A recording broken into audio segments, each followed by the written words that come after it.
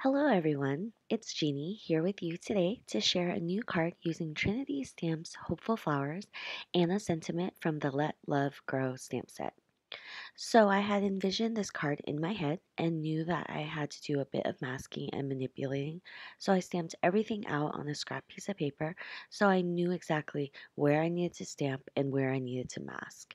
And I will say that my masking is pretty limited because of the flowers and leaves being so small, but it was totally manageable. And for the corner piece, I'll just stamp that right away. And I'm only masking off the side leaves and flowers. So although this image might be a little bit smaller than normal for masking, I went ahead and cut these out and they weren't too bad. I'm only stamping over it just a little bit so this flower piece looks continuous.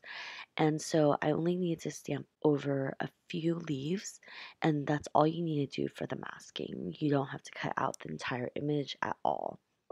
And I purposely chose to do only a partial piece because I didn't want to cut the rest.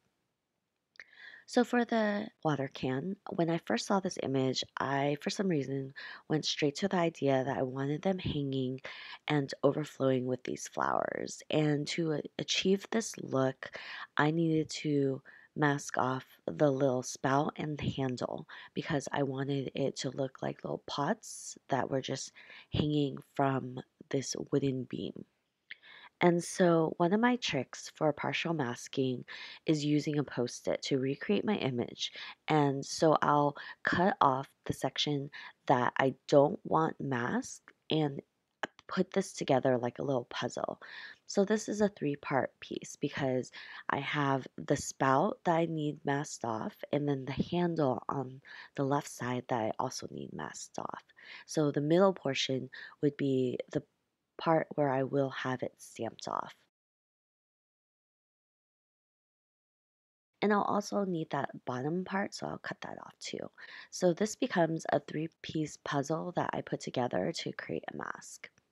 So I stamp out my first image, and as you see, I don't stamp the full image, and that's okay because I'll go back and use a Copic friendly marker and draw in any parts that are missing. And because these are florals, it's pretty easy to draw. I just need to draw the leaves and the flowers, and I stamp most of it, so I'm not too concerned. So as you can see, I am also creating a second image and I'm doing the exact same thing. I'll put down the post-it and I'll piece everything together and then I'll line it up with the stamp and then remove the part that I don't want masked off and I stamp it and it recreates that first partial image.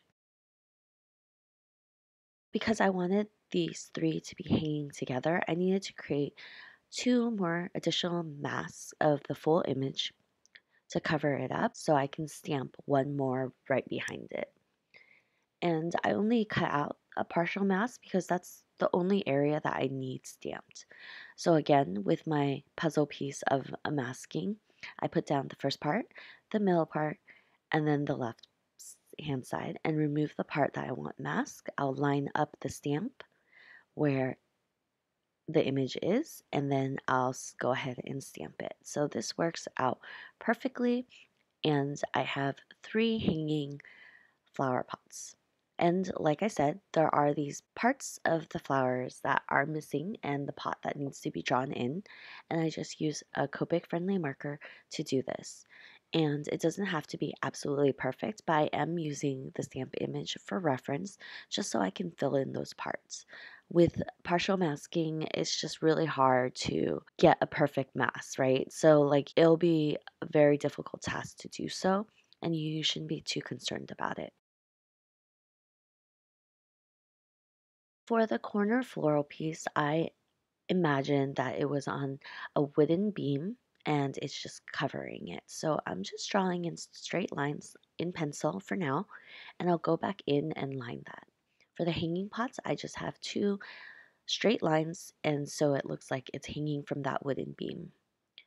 And for the wooden beam, I just wanted to add a few more floral images to it just to look like it doesn't stop right away. It just has a little flower at the edge and it just makes it look more complete. So, pardon my head, but I'm just going in and lining those wooden beam lines, and it starts to come together. And I love creating a scene that you don't really expect from a stamp set, right? You just add a few additional images, and you're using your stamp set in a brand new way. And my idea has come together where these three pots are just hanging. And I will say I was a little intimidated with coloring these florals because the pieces were so little. So I went in with the easiest part first. I just went in with the leaves. The leaves were pretty easy to identify, and I just went in, colored everything that thought was a leaf. And I will say that I do end up going back because I did miss some, and that's okay too. And even if you colored wrong, honestly, you probably wouldn't notice. I think that people look at the full scene versus very specific areas.